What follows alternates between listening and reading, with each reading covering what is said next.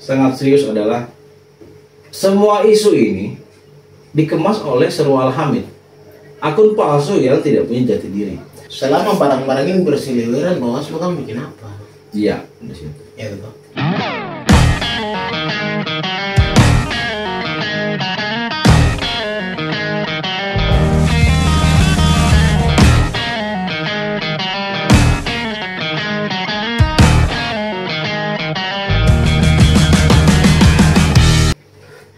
Selamat malam, bersama saya Panji Agung Mangkunegoro dan juga Bung Saya Victor Timbul. Victor Timbul. Ya, luar biasa hari ini bersama seniman kosakata BTMCK. Kita bicara benar, bicara fakta. Kita nggak bicara hoax ya. Jadi tema hari ini adalah beberapa karya pembangunan dari mereka, si dia dan juga Pak BTMCK. Hari ini kita akan bahas ya, kita kupas ya, bro. Sip. Oke. Ya, dari isu yang berkembang pertama yang paling receh lah orang bilang, menganggap bahwa wah Pak BTM ini hanya bikin taman ya.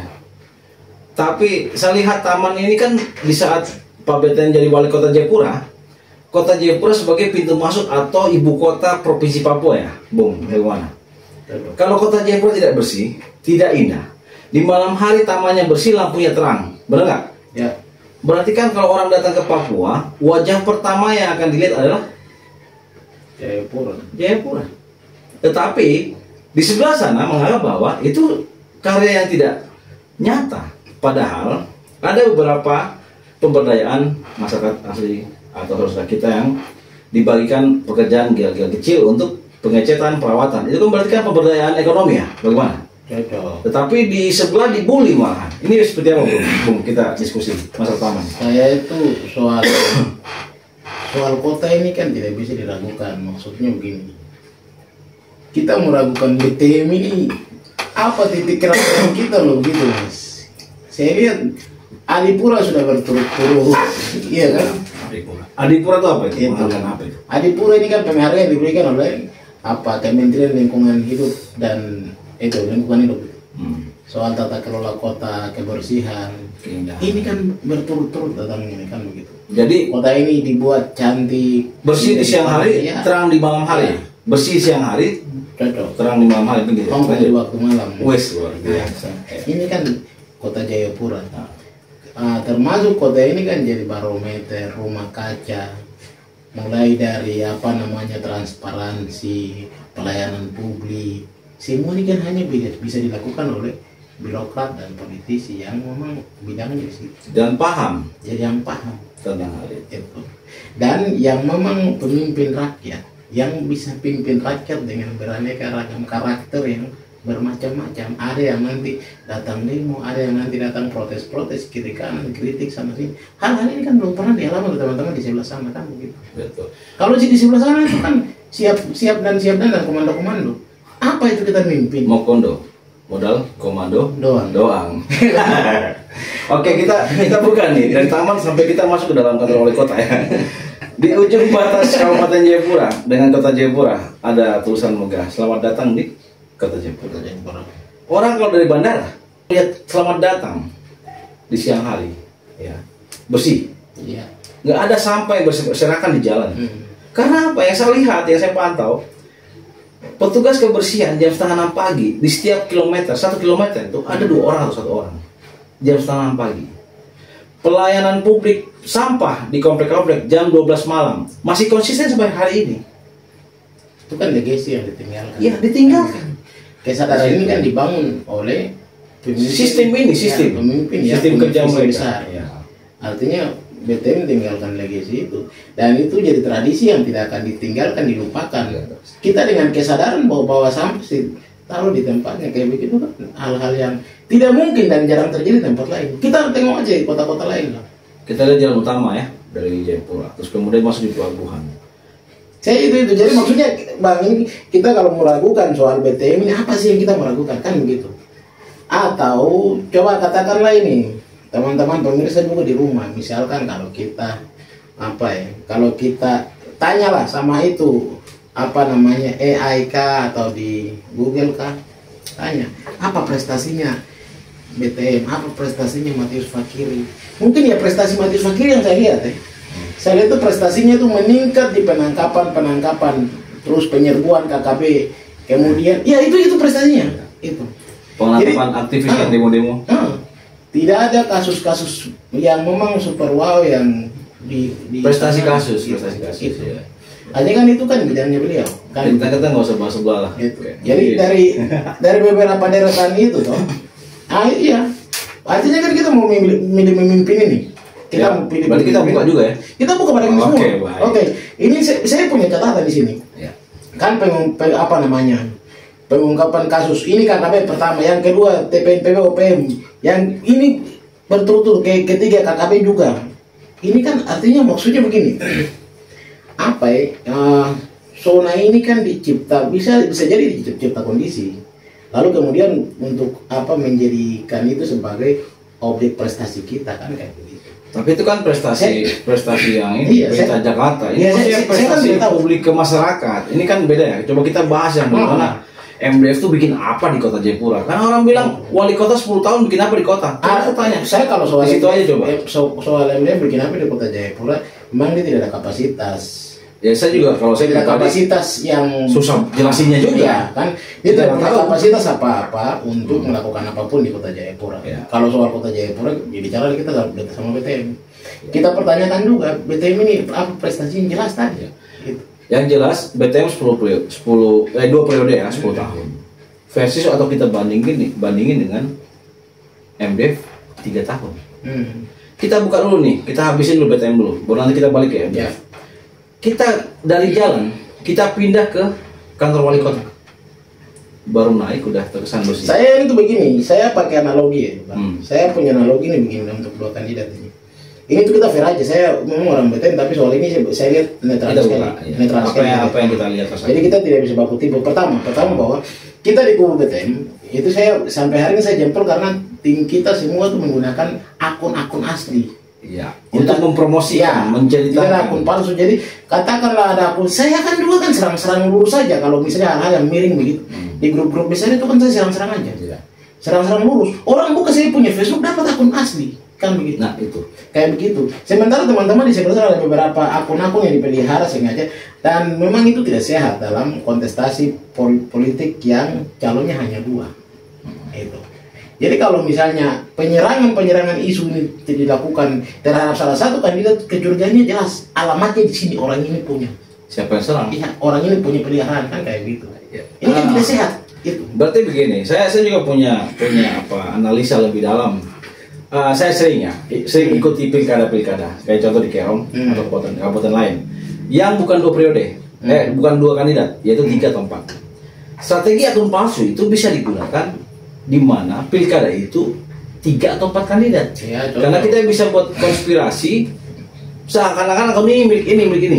Tapi kalau 2 kandidat, kalau bukan 1 ya 2. Ya. Sedangkan posisinya akun palsu yang dipelihara oleh MDF dan anaknya Rafael Fakiri adalah Serua Alhamid. Kita masuk ke akun palsu nih karena abang sudah pulang. Oh, bicara itu sobat. Bicara itu tadi juga saya lihat salah satu prestasi MDF itu adalah apa namanya pengamanan penyelenggaraan PON yang sampai hari ini tuh ada oknum yang tersangkut 4 meter. Itu kan kita juga tidak tahu. Ini diamankan kayak bagaimana, tapi itu urusan nanti kita bahas itu. Tapi untuk yang ini, tadi saya mau bilang begini, saya mau lihat fair saja, lurus. Kita lihat apa namanya, bukan apa karena kita di MDF atau BTN, tapi kita lurus saja. Ini kita lihat BTN ini ibarat dia ini cipta panggungnya sendiri, menari di atas panggung dia sendiri, berprestasi di itu jejak kaki itu. Jadi dia ini tidak numpang menari di atas panggungnya orang kan begitu. Ya. BTN udah jelas, fix sampai situ. Ini panggung dia, siapa yang bikin panggungnya, dia cipta sendiri. Karena ada sejarah prestasi. Panggungnya dia cipta sendiri. Dia menari di situ, siapa yang datang mengusir dia? Ya, siapa yang mengalahkan dia? Iya, siapa yang datang melihat kau turun dari panggung itu? Tidak ada sama sekali, kosong. Tapi coba yang lain, ada yang menari menumpang di panggung orang. Mulai dari rintik karir yang kita bilang tadi juga masih numpang aja. Ya kalau saya bilang begini lah. Jadi kalau masih numpang di panggungnya orang, nggak usah sombong. Yang punya panggung datang, kau akan tergeser itu. Ya, berarti kan begini aja kita buka. wali kota 2 periode, ya. Kemudian MDF 3 tahun. MDF kan tegak lurus ke atas nih, dari Kapolsek, dari Brimob, Kapolda, ya Kapolri. Kenapa belok kiri? Sedangkan BTM dari distrik, kemudian kepala Bapeda, ya kan? Wali kota, ya gubernur. Ini kenapa ada yang belok kiri tadi Bung bilang? Dia langsung tank masuk di panggung orang. Nah sekarang MDF masuk ke panggung orang, dia harus lihat bagaimana rintisan karirnya Pak BTM juga. Ya kan, artinya begini, ada yang membelokkan di situ. Dia tidak akan belok sendiri, gitu. Ada yang membelokkan, itu panggungnya Pak, panggung itu bagus. Ambil dulu dari situ, kan kayak gitu.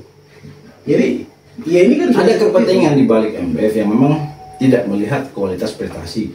Kita tidak bisa dan tidak sampai kapanpun berdebat. MDF bikin apa, BTM bikin apa? BTM sudah banyak bikin. Contoh Bang, kita melihat selama 2 periode, kita masuk dalam konteks kantor ya. Pelayanan publik yang paling utama adalah sebagai warga negara harus punya KTP. Hari ini online, yang memproduksi duluan dan mendapatkan penghargaan konsistensi pelayanan publik online di awal yang menciptakan adalah BTM 2 periode. Sampai dia menjadi pilot project untuk memberikan pelatihan-pelatihan kepada kabupaten lain. Contoh Kabupaten Kerom, pelayanan publik 1 pintu untuk perizinan dan KTP. Semua online Bung. Nah itu dimulai oleh BTM dan sudah dapat penghargaan dari Ombudsman. Nah kemudian kita lihat ini pelayanan dasar itu penting karena orang dulu bikin KTP itu banyak KKN, manual ya, dampak dari manual itu.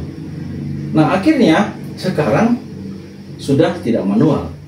Dari Komisi Informasi, dari Ombudsman, dari pemerintah pusat, penghargaan pelayanan publik IKTP. Itu salah satu yang dasar. Nah kemudian BTM juga kita lihat prestasinya yang kita buka. Jangan lupa penerima selama 10 tahun ya, mereka sampaikan bahwa MDF itu sudah terima ribuan polisi di Noken ya dari tahun 2021. Padahal Pak PW dulu Kapolda, tapi masih diklaim juga tuh karyanya MDF. Kita anggap 3 tahun. Dibanding 10 tahun, BTM terima keluarkan SK, ASN, penerimaan honorer dan PNS.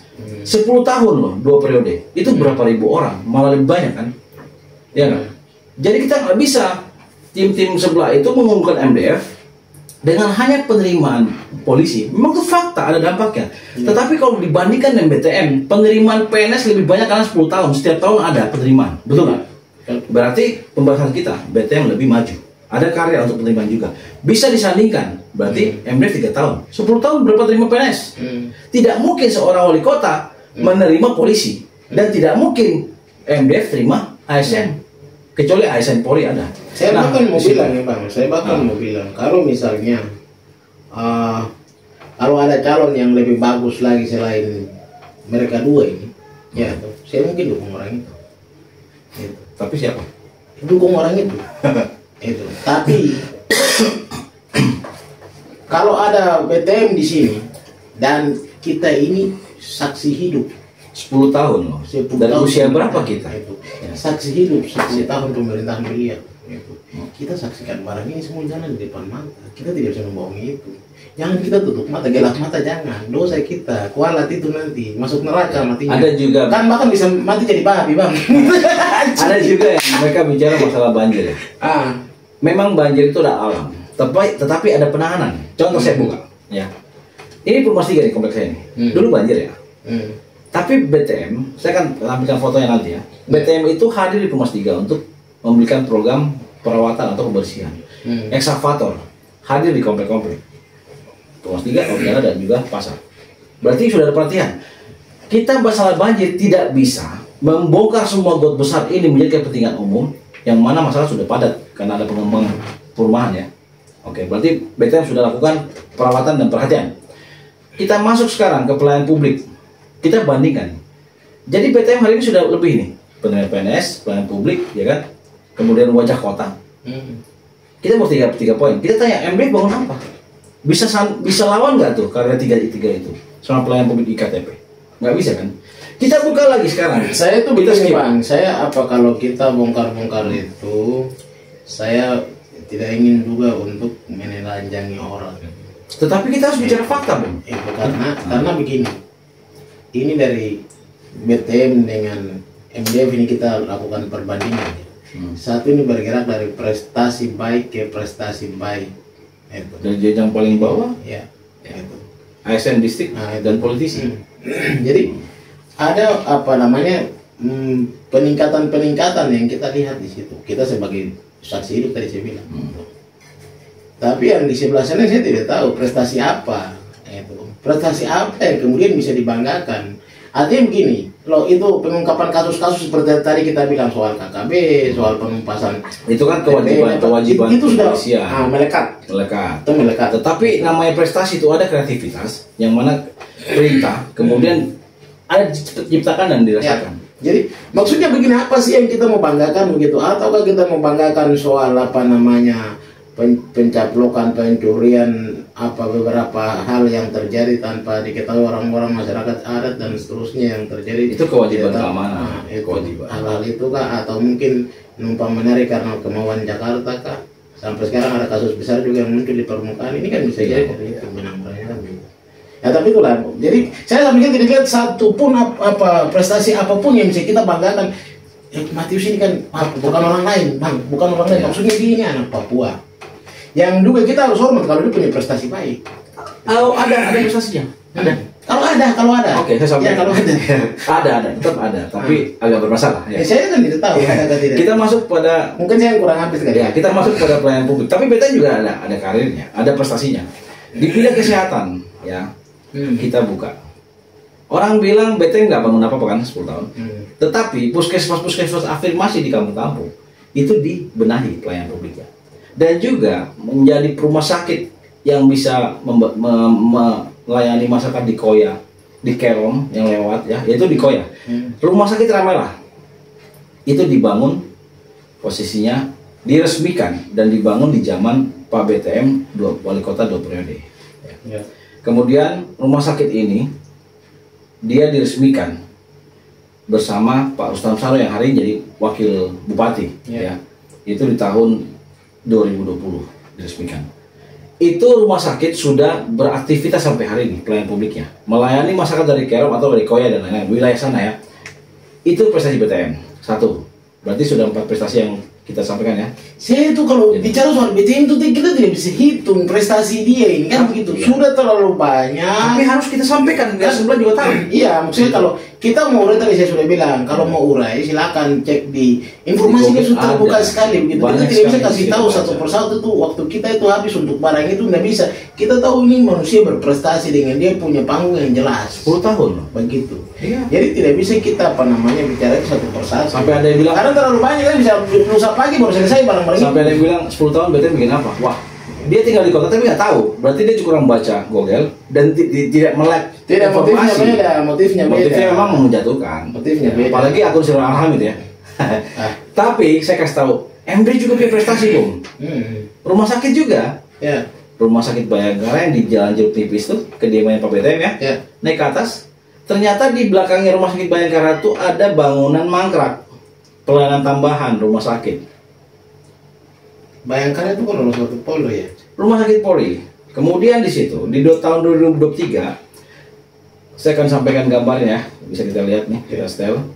Nah di situ ada mangkrak, videonya itu saya ambil itu, kemudian ada ekskavator dan ketika di belakangnya tembok itu ada jalan masuk tapi dibongkar jembatannya, sekarang tidak ada bangunan.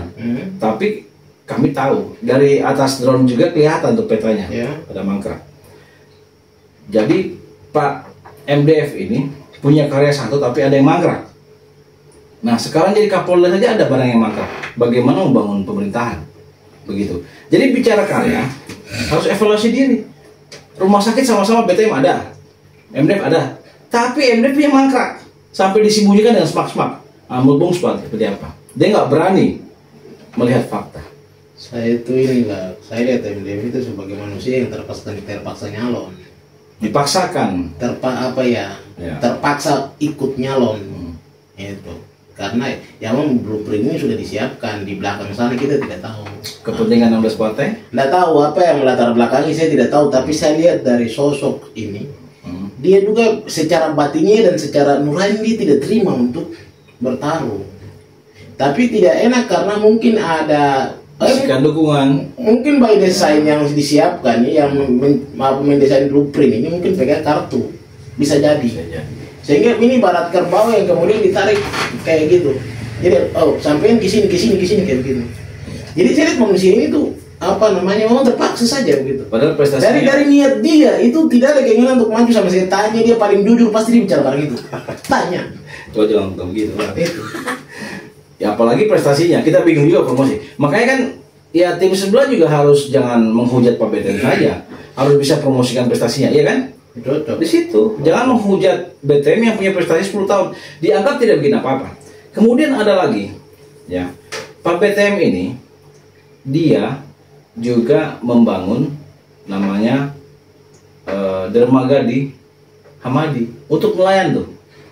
Saya tuh sudah bilang lo Tuhan jadi ada yang kan bicara BTM ini soal ini, belum lagi terminal Entrop kita bahas, iya, belum lagi terminal di Expo. Jangan BTM, terus usah bahas BTM, banyak sekali, terus usah bahas BTM. Tapi kalau kita balik tanya MDF nanti lusa pagi baru selesai kita udah prestasi terlalu banyak. Iya, oke. Jadi untuk pembahasan hari ini prestasi BTM banyak ya. Iya. Ada lagi bilang BTM tidak meregenerasikan apa orang-orang tabi atau yoga. Ya saya berharap setelah ini setelah kita sampaikan ini, teman-teman di sebelah juga sampaikan prestasinya. Iya. Ya itu. Jadi karena kan saya sama sekali saya tidak lihat barang-barang itu. Postingan apa sih karya hanya keamanan, hanya penerimaan Polri, memang itu fakta. Tetapi harus bersanding dengan karya-karya BTM yang banyak ini. Kita ulang aja ya. Adipura kebersihan di kalangan warga kota, pelayanan IKTP satu pintu online ya dihargai, diberikan prestasi juga. Terus kemudian rumah sakit Ramela ya kan, kemudian perawatan banjir di kota Jayapura tetap eksis. Kemudian ada lagi terminal yang di Expo ya, kemudian terminal yang ada di Entrop itu walaupun dari APBN tetapi hasil karya juga kebijakan dari Pak BTM ya, sharing profit. Dalam artian sudah punya aset dan sudah punya terminal sendiri kota Jayapura. Nah kemudian warga di kota Jayapura ini hidup tenang, nyaman, damai, berbisnis, ya kan? Selama 10 periode, regulasi kebijakan juga berjalan baik. Kemudian satu hal, kita dua kan sering kritisi Pak BTM ya, Bung, kalau nggak salah di saat muda dulu. Pernahkah dia lapor kita ke polisi? Ya kan kalau itu atau kita ditangkap? Itu dulu kan begitu. Berarti begini kita ini kan mungkin besok juga setelah gubernur kita nanti akan bawa kritik juga beliau kan begitu. Iya jelas. Gitu. Karena ya kita bebas sampaikan kalau kita ini kan mengantarkan kita kerja, mengantarkan mereka ini memimpin kita ini banyak supaya selalu pada poros yang benar. Mengingatkan. Tapi kalau kemudian melenceng dari koridor, keluar sedikit dari rel, sudah tugas kita untuk menegur. Dengan kritikan demo. Tapi selama beliau jadi wali kota kan tidak pernah beliau mengkriminalisasi orang-orang yang demo ya. Dia luar biasa, BTM itu tidak anti kritik. Ya. Sedangkan Pak MDF lapor saya. Belum jadi gubernur saja sudah melapor orang ya, kriminalisasi aktivis. Oke, kita skip. Kemudian selanjutnya isu yang paling sangat serius adalah semua isu ini dikemas oleh Seru Al-Hamid, akun palsu yang tidak punya jati diri, dikelola oleh 9 orang, yaitu Rafael Fakiri, Duvin, Henry Junawat Ukro, kemudian Yos, kemudian Uci, Lesin Suwangi. Mereka yang kelola. Akun fake ini memanipulasi beberapa akun-akun asli, konten aslinya Pak BTM dengan narasi negatif agar memenangkan PSU. Yang tadi saya bilang, Bung, dua kandidat tidak bisa gunakan akun palsu karena ketahuan siapa yang gunakan. Pertanyaan kita tuh di sini loh. Pertanyaan kita itu selama barang-barang ini berseliweran, Bawaslu kan bikin apa? Iya, di situ. Ya betul. Apa kan Bawaslu nih begini, Bung? Atau Bawaslu kan tim sukses yang jangan kan begitu. Kita bisa baca referensi, Bung. Di luar Papua ada Bawaslu Lumajang atau mana, itu dia gunakan undang-undang perbawaslu, kampanye hoax dan sara dan lain-lain. Itu ada di Pokja pengawasan akun fake. Tetapi Bawaslu Papua mana? Dia berjalan apa tidak? Sedangkan Seru Al-Hamid sudah sangat fakta dan nyata sekali memanipulasi segala konten dari Pak BTM. Jelas Pak BTM dirugikan, tapi elektabilitas akan naik. Sedangkan kita di tim BTM tidak gunakan akun palsu. Karena kita tidak pernah ragu untuk meyakinkan publik ini loh prestasinya. Ya. Sangat gampang melihat prestasi Pak BTM, tinggal buka di Google. Nah, salah satu yang vlog kemarin pertama ya, yaitu Jembatan Merah. Nah, pertanyaan saya, selama 10 tahun Pak BTM wali kota Jayapura, Pak MDF selama itu jadi apa? Dia ini dikenal ketika mau maju gubernur.